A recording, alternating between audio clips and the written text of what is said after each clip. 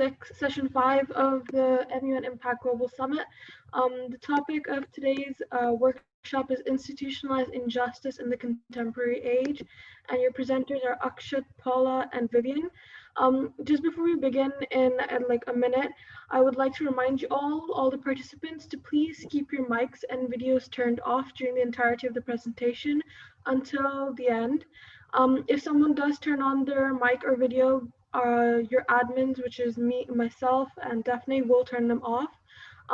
And before we start the presentation, I would just like all the participants to drop in the chat which country they're representing, so we can all see where we're all from, and it'll truly be a global summit. So without further ado, it's over to the presenters who are going to share their wonderful presentation.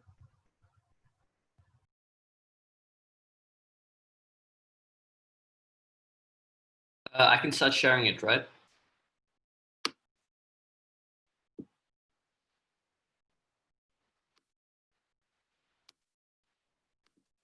Yes, Akshat, yeah. All right. So since it's 2 p.m., I guess we'll start, or 1000 UTC, I guess we'll start.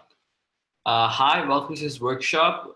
It's being put on by me, Akshat, Sinha, Vivien, and Paulo. The title of this workshop is Institutionalized Injustice in the Contemporary Age. So a little bit about the presenters. So I'm Akshat Sinha, and currently I serve as the debate academic officer of the General Assembly at Online Model United Nations. I currently live in the UAE, and I'm a high school student. Then Vivien. Are you muted? Sorry.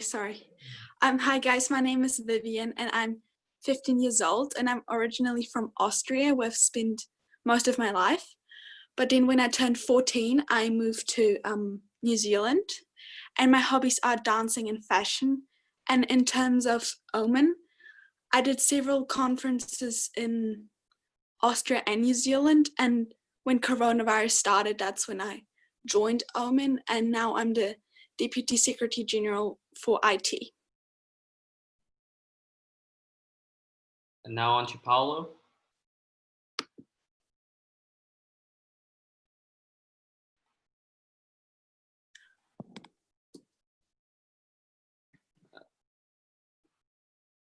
Paulo, you're muted. Oh, okay, it's because the host wasn't giving me the permission. So, hi guys. Good morning, everyone. Good afternoon and good evening. I'm Paulo Rodrigues. I'm 17 years old, and I'm a high school student from Brazil, where I was born and raised. Currently, I work at MUN Impact in 2 ways. The first one is a co-deputy secretary general of South America in the global leadership team, and the second one is a mentor officer of Security Council at Online Model United Nations. I'm so grateful for having you all here today to discuss this important topic. Thank you. All right, thank you for that, Paulo. Now, just to lay out the flow of this workshop so all the participants are familiar with it, first we shall talk about SDG 16, then about how it impacts the modern world, the role of Online Model United Nations, and how can you be an SDG activist. Before we start all of that, Vivien's going to lead the icebreaker. Okay, for the icebreaker, what do people need to know when they move to your country in order to more smoothly assimilate into society? So what is some advice you would give someone moving to your country? Have a think about that, and we'll ask you then to speak up. Thank you.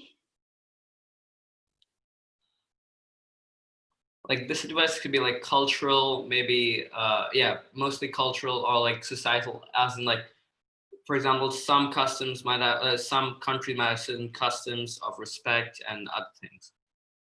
So yeah.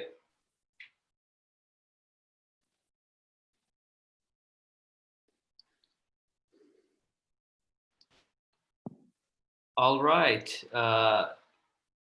Okay, so now we're just gonna ask someone. Let's just see. Erica, what would be something that people need to know before they move to your country in order to more smoothly assimilate into society?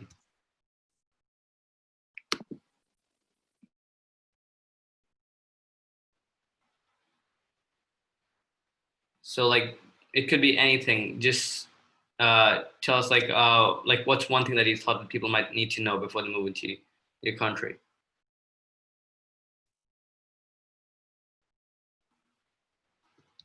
All right. Uh, oh, sorry. Wait, you're unmuted now.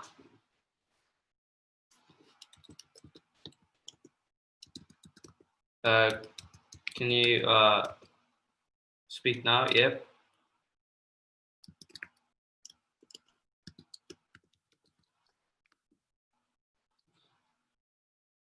All right. Okay. So seeing as right now there might be some technical difficulty with that, we'll get right off into the presentation. Oh, all right. That's fine, Erica. Fine. We'll just go with one more person. Let's see. Sophie, just tell me like what do people need to know before moving to your country, essentially. I think that if you were going to move to London in the UK, I would give someone a map of the tube because it's quite complicated sometimes, and I see quite a lot of tourists who get lost there. All right, so more of locational things. We'll talk to one more person and then we'll move on. Let's see, Hannah, what would people need to know to like more smoothly assimilate into your country, not offend the locals, basically be able to like fit in? Yep.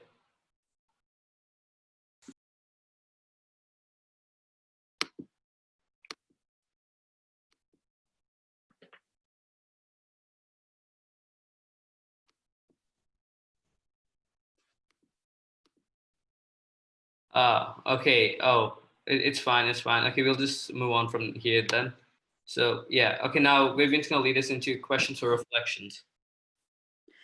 Okay, so what will happen throughout our workshop is there will be a question after each slide to keep you guys all interacting. And those questions are serving you to reflect on yourself and on how you as an individual can make change for the better. And we have implemented those self-reflection questions because we want you guys to be walking out of this workshop with greater awareness of how to take action within your community. So we'll start with the first two questions now, and we'll ask you maybe to spend 2 minutes thinking about those, one each, and then we'll start with our presentation.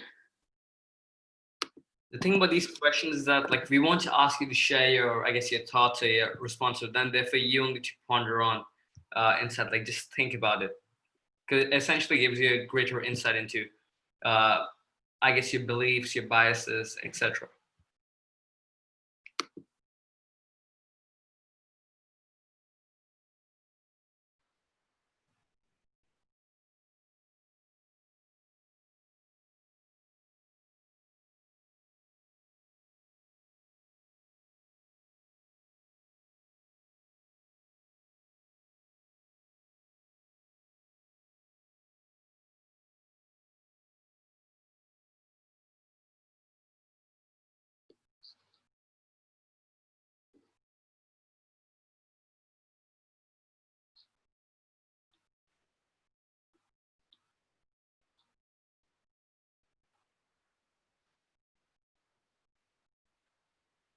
All right, that should be roughly about enough time for this section. So we hope you've had like a good internal reflection.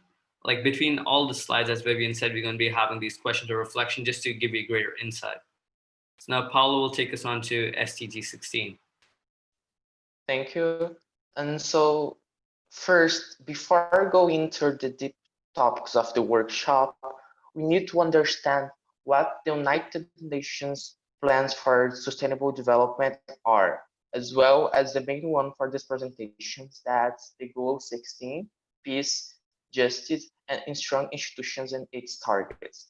Therefore, we will start with the questions. What are the sustainable development goals? Have you ever heard about them? And so please, it's more or less a interactive workshop, and so when we ask something, you can put on chat, and it will be good to us to read them. And so the Sustainable Development Goals, SDGs, or just Agenda 2030, is a global agenda adopted by the United Nations Summit in 2015, and it has 17 goals and 169 targets to be met between the years 2016 and 2030. The agenda plays a crucial role in the continuation of global plans in the contemporary world. Um, there are 17 goals that includes the most diverse sustainable areas, such as poverty eradication, food security, agriculture, health, education, gender education, reduction of inequalities, energy, water and sanitation, climate change, sustainable patterns of production and consumption, also sustainable cities, protection of sustainable uh, use of oceans and terrestrial ecosystem, inclusive economic growth, infrastructure, industrialization, among many others. We must always keep in mind that the United Nations Agenda 2030 is a plan of action built for humanity, the world, and the prosperity that seeks to strengthen world peace with more freedom and justice without any kind of discrimination. The 17 global goals, above all, recognize that the eradication of poverty and discrimination are in all their forms and dimensions are the greatest global factors and challenge for effective sustainable development.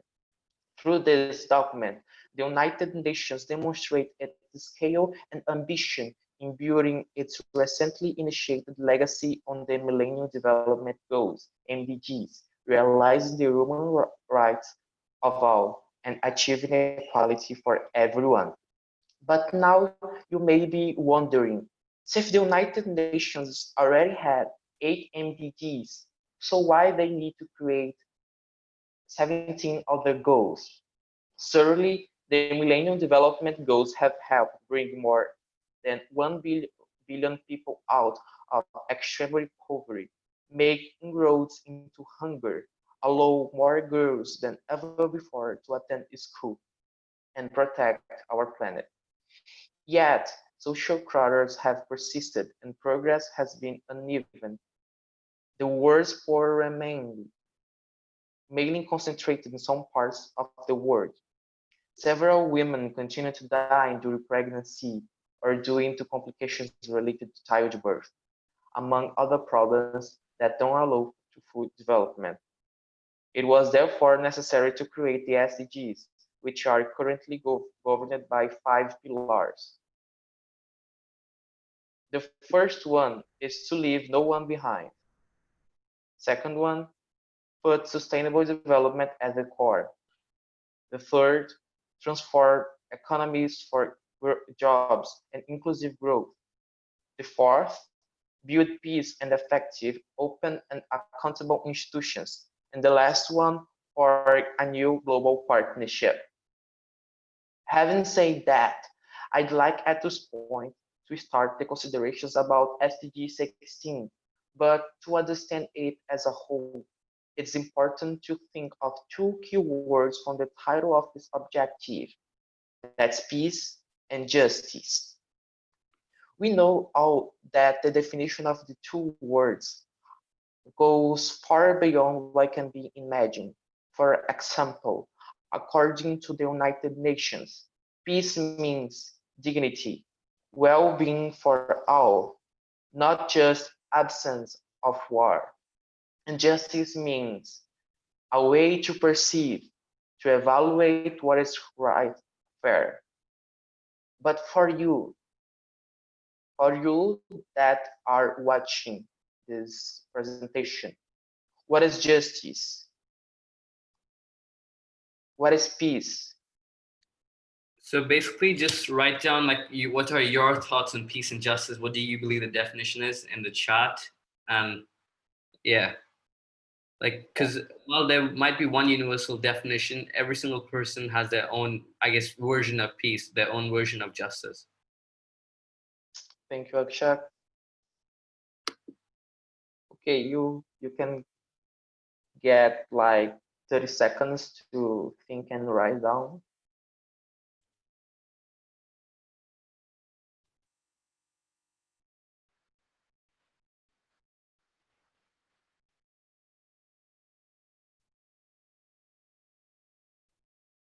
Okay, I'll continue. Peace, happiness alone without safety.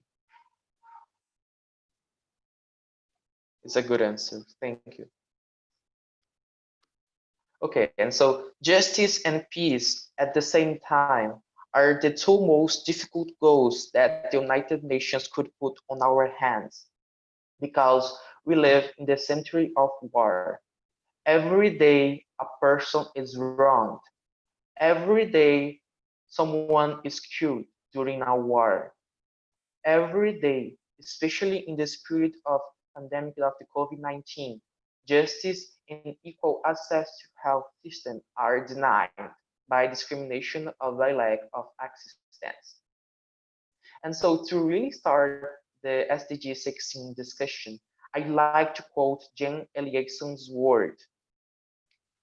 There is no peace without development, and there is no development without peace, and there is neither lasting peace nor sustainable development without respect for human rights and the rule of law. SDG 16 is more than simply a normative agenda. This goal has the potential to catalyze a profound social transformation. It's ambitious, it's visionary. Goal 16 wants to promote peaceful and inclusive societies for sustainable development, provide access to justice for all, and build effective, accountable, and inclusive institutions at all levels. It has tremendous value as an enabler and accelerator for all SDGs, with 12 targets and 23 indicators linked to all the others we know.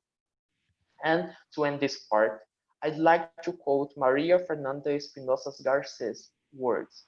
I do believe that SDG 16 is unique as an outcome and enabler of all goals, but also as the flag bearer for the principles that underpin not only the 2030 agenda, but the rules-based international system as a whole.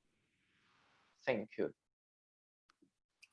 Thank you, Paulo. First of all, I'd like to say that the response on the chat are very insightful and I guess very open-minded. So as Paulo was saying, SDG 16 has various sub-indicators also, which are essentially kept in place to guide the goal.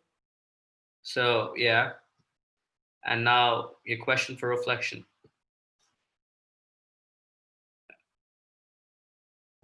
Okay, next question. What walls do I create within and around me that hinder me from embracing the other? Have a think about that, self-reflect, and we'll come back in a minute.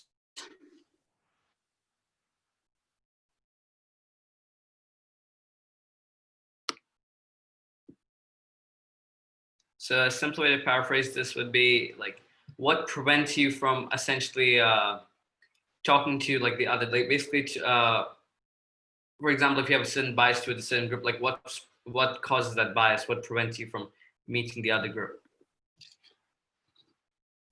Once again, there's an internal reflection, so you won't have to like write your answers in the chat.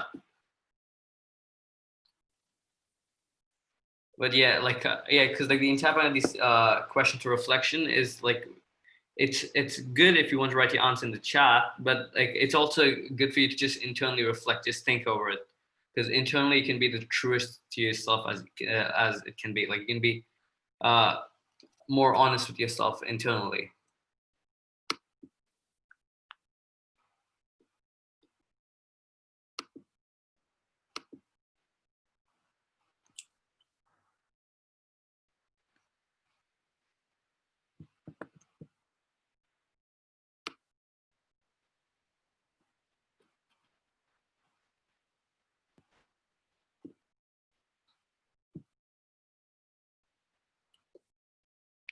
All right, now we shall move on. We hope you all had a good ponder over that. So now coming to the modern world, what exactly do I mean by the modern world? Now, first of all, what outlying issue affects SDG 16 progress? In this workshop, we are mainly going to focus on one aspect of SDG 16, which is Indicator 16.6, effective, accountable, and inclusive institutions on all levels. The Sustainable Development Goal 16 advocates the need for peace, justice, and strong institutions, as Paulo said. And now this is especially important when tackling systematic injustice, since the problem is often rooted at in the very aspect of a governmental institution. And this Sustainable Development Goal 16 is hindered by populism, which essentially rises when public seeks a scapegoat figure, when there's common anxiety or common fear. Therefore, populist policies essentially provide a breeding ground for injustices to be born, or I guess prejudices to be born. Now, while there's a wide definition of injustice, in this workshop we'd like to focus on one of the aspects of it, which is racism. Racism is essentially typically defined as a discrimination or prejudice against a particular ethnic or racial group. Now, while individual racism could be a group of individuals being targeted because of their race or ethnicity, institutionalized racism is when the ideas of white superiority pervade all thinking of society and essentially affect people's actions without them even knowing about it. And it can affect from judicial systems to healthcare and education. Now, there's a key aspect of institutionalized discrimination or racism to be looked at over here, which is implicit versus explicit biases. Now, implicit versus explicit, the answer is somewhat present in the name over here. Explicit biases are more conscious opinions being equivalent to, I guess, individual racism. Implicit biases occur outside of a person's awareness, but they still affect your daily actions and behavior. They're often caused due to a certain predisposition of awareness or societal influences around you. And it can affect even those who are meant to be impartial, such as judges of judicial courts, which makes them a particularly dangerous construct. A huge step to, I guess, tackling these implicit biases would be essentially to self-evaluate and be aware of them, since the good part about having biases is that they're malleable, and since they're mental constructs, they can be erased as well. Even as an individual, right now, you could make a difference by simply being more aware about your societal implicit biases and, I guess, being more mindful in your interactions with everybody after that. Because the truth of the matter is that implicit biases, since they can affect your actions, they could cause you to do certain things that you as a person consciously wouldn't believe in. So now, what problems do these pervading influences actually cause, and how does this systematic injustice shape the world around us? So now, this prejudice has led to many injustices, such as police brutality against non-white citizens and inequalities in many branches of life. A large part of SDG 16 is having strong institutions which can be held accountable for their actions. So this would simply mean that an institution, a government institution, should not have to cross the line to be reined in.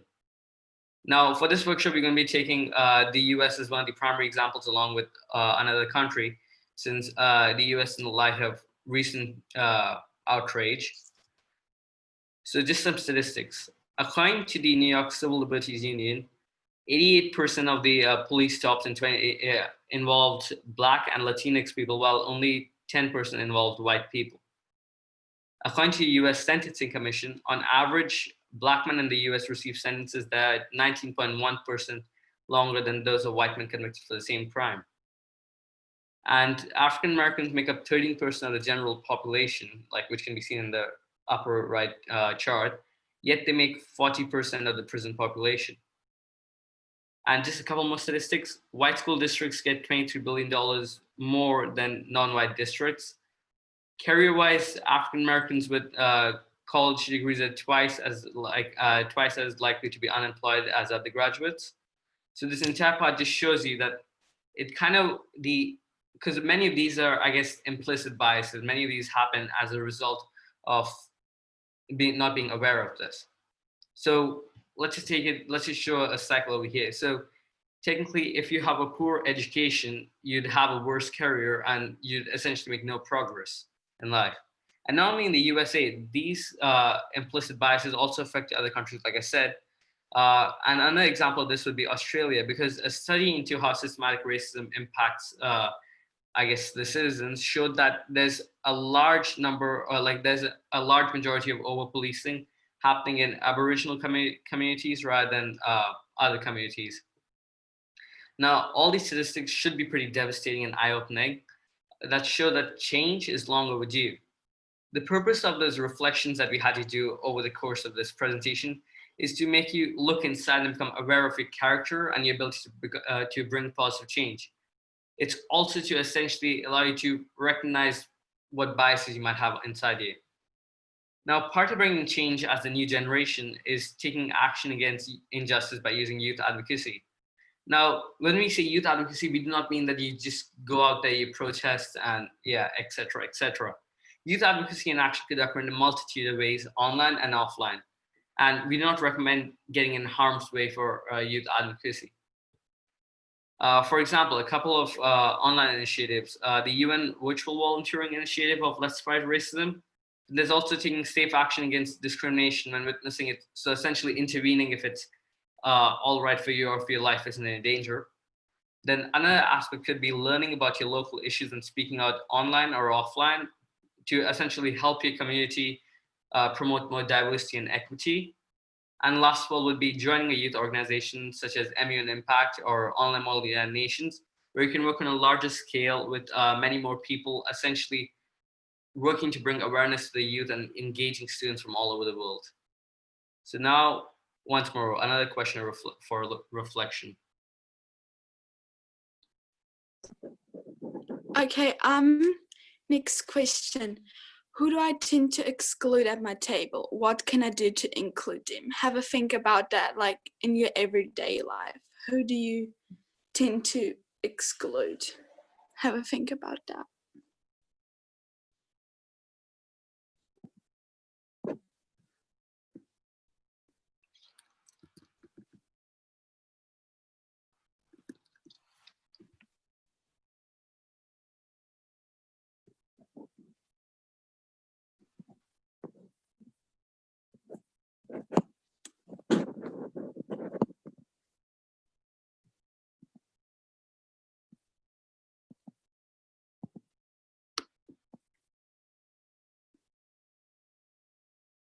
So like once again, it's really important that you look over these questions because like as we just said right now, like they actually have a purpose to essentially making you more aware of yourself.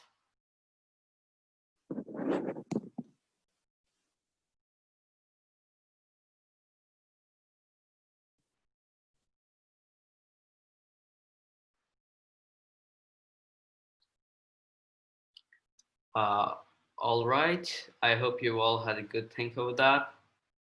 And now, let's get your last section.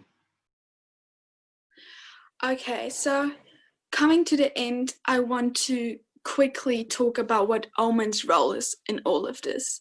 What does Omen do to contribute to ending discrimination across the globe?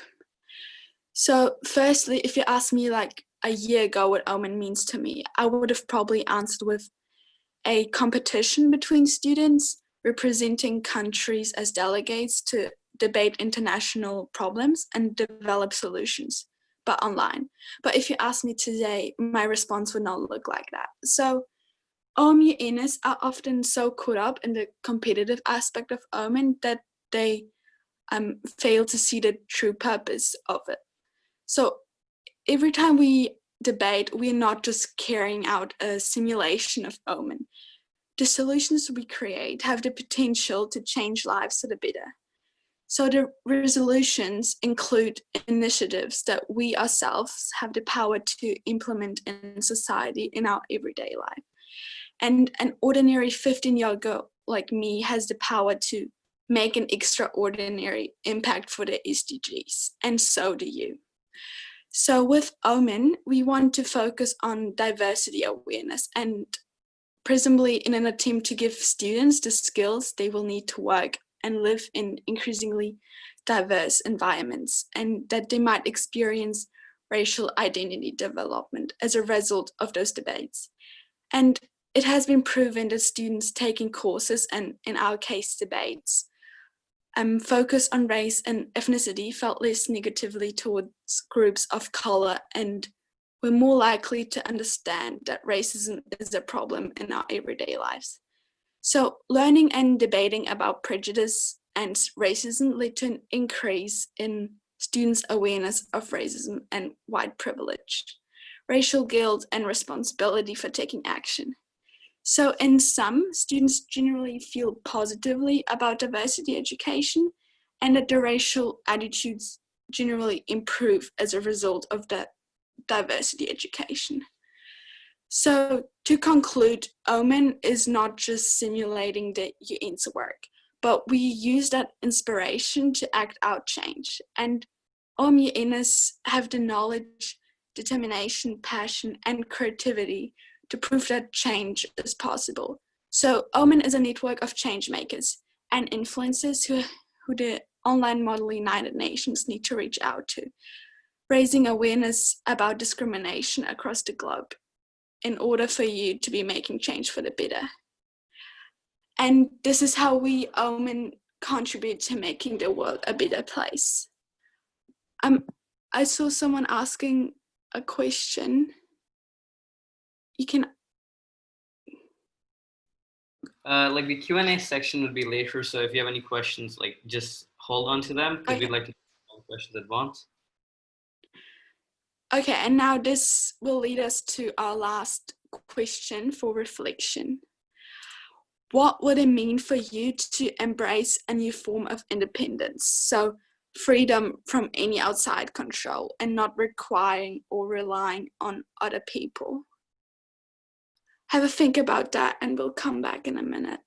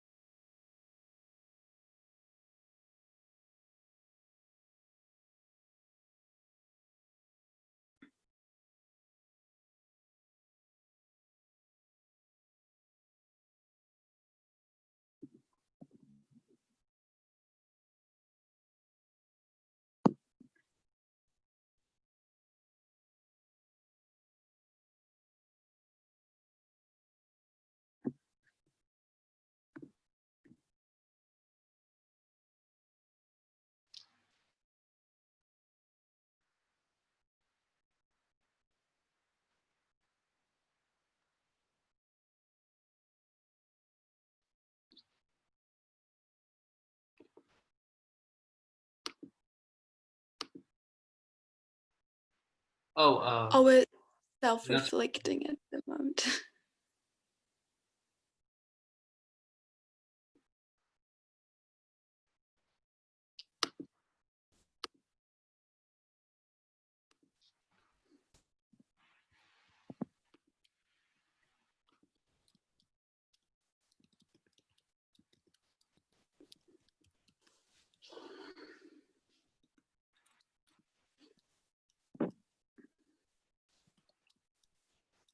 All right, the time for reflection is over, I guess. So I hope, like, since this is the last question, you had an extra good ponder over this.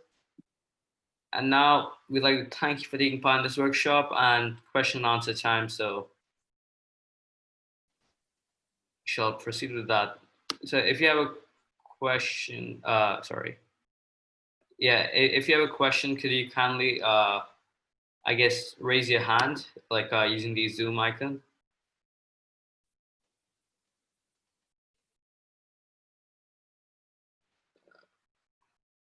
All right, so Jeffer, go ahead. Let me unmute you. First of all, I'd like to thank you for giving us this amazing workshop and for your efforts, especially against this really, really important issue. And so, I wanted to talk about something that I've been thinking for a while now. about how I disagree with most of the claims that come about institutional racism. Like, I feel that the bigger problem here is the rich-poor divide rather than a true racial discrimination that is fueled by an institution or so. Because, like, there is no law or there is no judicial system that actually lawfully discriminates against a certain race, right? And so when you were speaking about universities and housing issues and things like that, um, isn't the real issue the rich poor divide rather than trying to frame it as a form of like institutional racism? Because I agree completely that implicit biases do exist, but I find it a bit problematic to prove in, say, a debate that like there is some institution that really discriminates against people, especially in a country like the US. So could you please like clear out like my doubts on this issue? Oh yeah, that's a great point that you made. Yeah, well, sure, it could be proven that there is a thing between haves and have-nots. It is a wider issue of whether it's not exactly, I guess you could say, it's more of a it's a psychological bias against certain minorities or certain types. Like, and there was also a study that I'm blanking on the name right now, where they had essentially taken the same job application, just changed the name to make it sound more ethnically sounding versus a more typical name, but the qualifications were exactly the same. However, employers were more likely to, I guess, select the typical sounding names rather than the more ethnically sounding names, even though there wasn't an image provided. So, like, I guess, sure, like, there are many points or aspects to approach this situation from, but while it could be approached from the have or have-nots perspective, it's still not exactly, I guess, fair to rule out the institutionalized discrimination aspects of it. All right. Now, Marwan, you have a question, so. First of all, I'd like to thank the presenters for their wonderful presentation. So thank you, Akshat, Paulo, and Vivien for that. My favorite part were the questions for reflection. They're very thought-provoking. My question is as follows. How would you, as presenters talking about SDG 16, believe that the youth present in this workshop could perhaps advocate for SDG 16 in our daily lives? Or from time to time, how do you suggest we promote peace, justice, and strong institutions? Thank you. For this, like, all three of us will have different aspects of, I guess, opinions on this. So yeah, we'll go all three.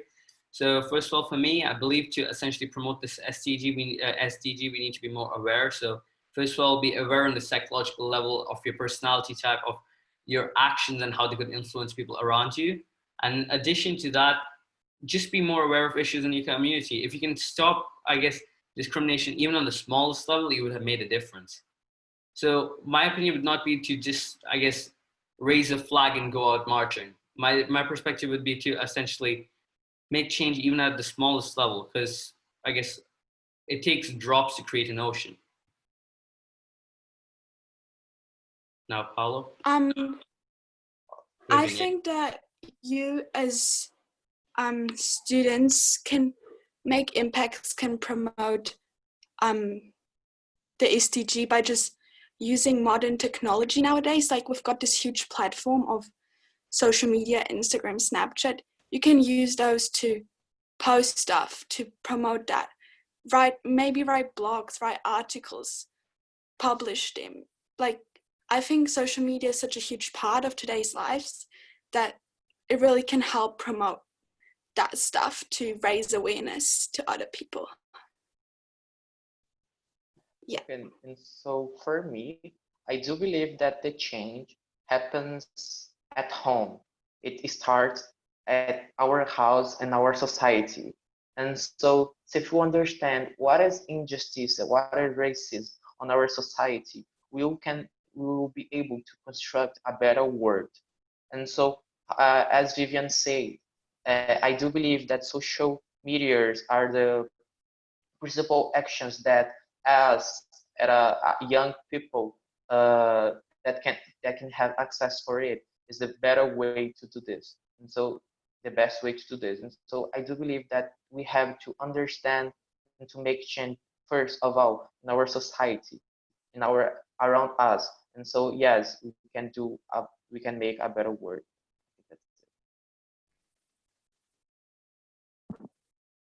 sorry, I'm muted. Yeah. All right. Thank you, Marwan, for your question. Now we got a couple of questions in the chat. So from Michelle, is it truly true that injustice and racism starts at home and slowly expands?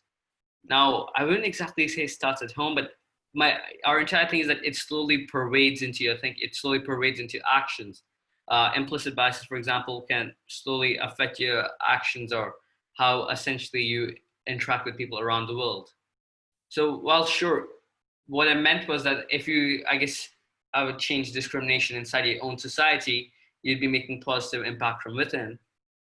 But I wouldn't say that it starts at home in the sense, in the literal sense. But yeah, sure, it could start within the community. It could start even with people if they aren't aware of this. I hope that answered your question. Now, Erica G, how does the drop method impact those who would be left out? Will that not create a difference between marginalized people? Erica, what do you mean by drop method?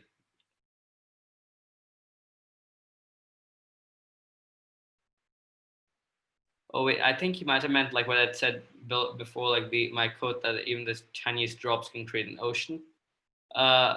Like when I meant the drop method, like it was more of like I guess symbolic code. But the entire aspect of this is like as students, we should take change to the higher level. But even if you can't, you should at least try to make change even at the smallest level, because sometimes if your situation does not allow you to, I guess, make a great amount of change, even despite all your efforts, you can like you can still, oh yeah, okay, yeah, the idea of just focusing on small groups, yeah, even if like it's simply like it's an aspect of the levels of change you can make. For example, as a person, like for example, as a person, sometimes I don't know, maybe if you're a student in your country, maybe you cannot reach it at the highest level, then you should start small and then slowly increase, I guess, your advocacy or your awareness. I hope that answered your question. Oh wait, the room will close in 5. Okay, Marwan just said that. All right, okay. Do you feel that the Tuckman model holds true? If yes, then to what extent? So, oh, you mean like the behavior model? To be frank, I do not see its considerably, like I do not really see its behavioral influence coming into, I guess, institutionalized discrimination or implicit biases. But I would say that knowing it normally, yes, I feel that sure, like its social models could essentially hold true to a certain extent, not fully for me. Like personally, I don't believe fully, but to a certain extent, yes.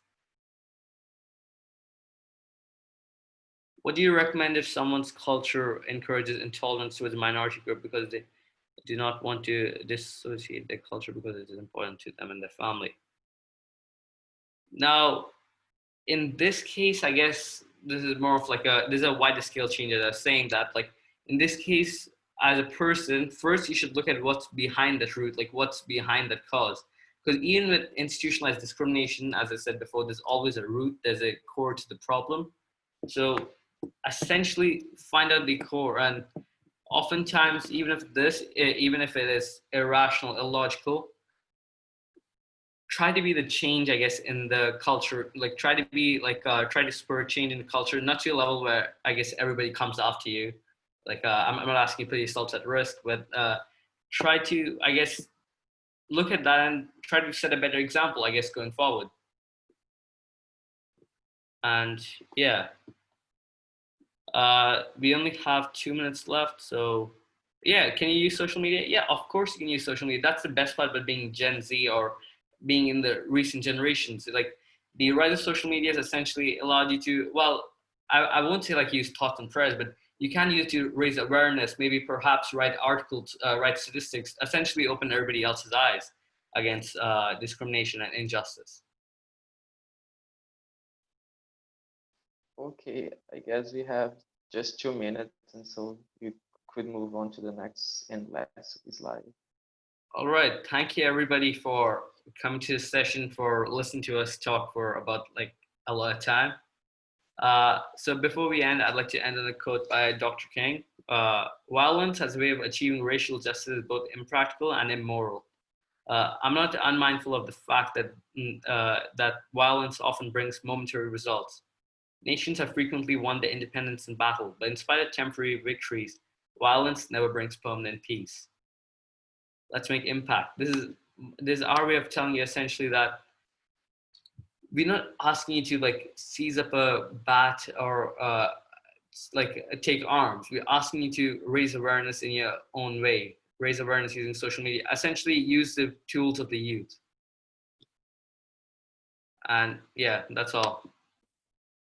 Thank you, guys. Thank you, everyone.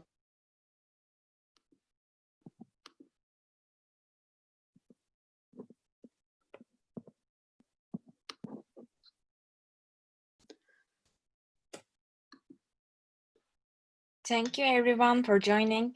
Please don't forget to check out other workshops, and you can learn about our MUN Impact programs in our help desk, which is put on the chat.